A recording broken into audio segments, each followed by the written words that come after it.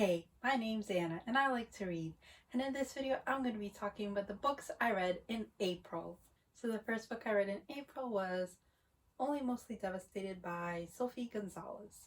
So this is a retelling of Grease, and it follows Will and Ollie, and they have a summer fling in North Carolina, but then Ollie finds out that due to a family emergency he actually has to move to North Carolina and he has to attend the same school as Will.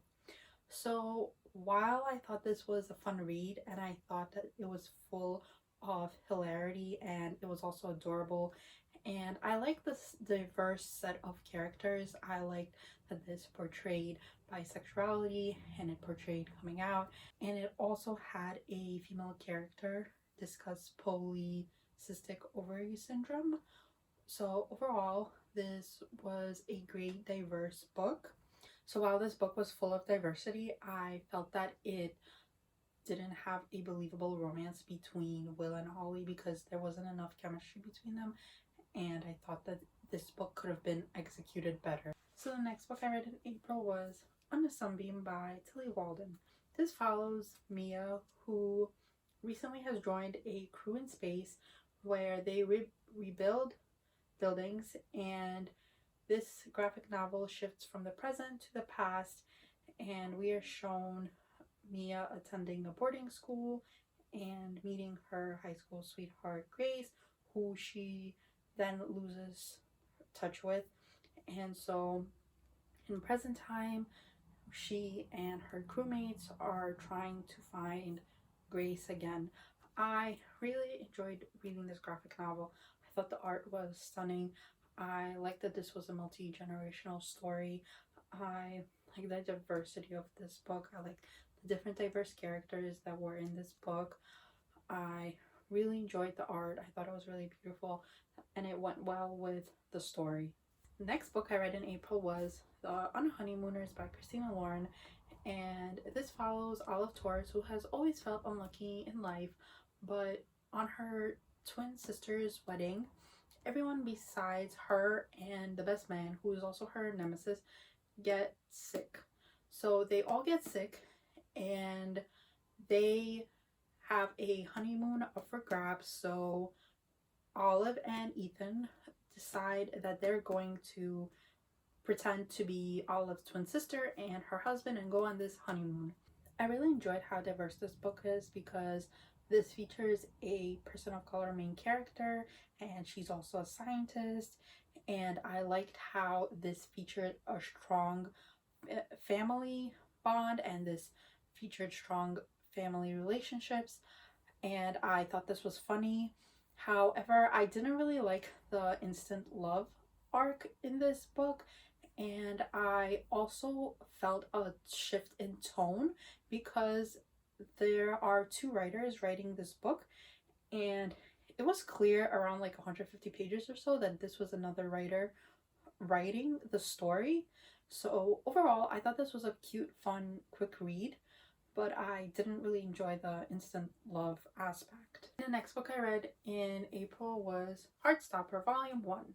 This follows Charlie Spring, who is in year 10 at a school for boys in the UK, and he has recently been outed and he was bullied, and so at the beginning of the school year a teacher pairs him up with his classmate Nick, who is in year 11, and they quickly become friends, and then a relationship starts to form between them. I thought this was an adorable, fun, quick read, and I really enjoyed the art style in this graphic novel, and I can't wait to read the next volumes in this series.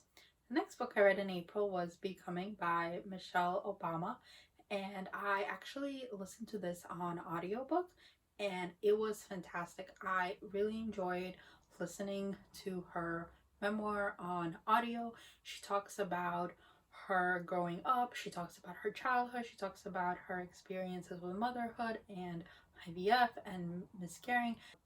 She also talks about being a lawyer and then switching careers, and she talks about meeting Barack Obama and his campaign and then presidential run, and I really enjoyed listening to it. I thought it was really incredible, and I actually went to her book tour event not last year, 2 years ago, when I was studying for my master's degree, and it was really cool to see her in person and to hear her speak. And I finally listened to the audio book of her memoir. So the next book I read in April was You're Never Weird on the Internet, Almost, by Felicia Day. So this I listened on audio as well, and this is Felicia Day's first memoir. And in this memoir, she talks about gaming, her love of video games, her attending college at 15, being homeschooled before that, and majoring in math and violin. She also talks about moving to Hollywood to pursue her acting dreams. And she also talks about being on shows such as Buffy and Supernatural as well. But she also talks about important issues and topics such as dealing with depression and anxiety. I felt that this was such a great audiobook to listen to. It felt like you were sitting right there next to her listening to her speak. It was so funny. It was relatable. It was really great to listen to, and I highly recommend this audiobook. The last book I read in April was What I Like About You by Marisa Kanter. This follows House, who under the alias Kells runs a YA book blog named One True Pastry, and she has a best friend online named Nash, who is also a book reviewer and a graphic novel creator. And before the start of her senior year, she moves in with her grandpa because her parents are documentary filmmakers and they have moved to Israel, but she and her younger brother Ollie want to stay in the States. And she soon realizes that she will be attending the same high school as Nash. She has to decide whether she can tell him that she's actually Kel's. So there was a lot I liked about this book. I liked that this was an own voices Jewish representation book.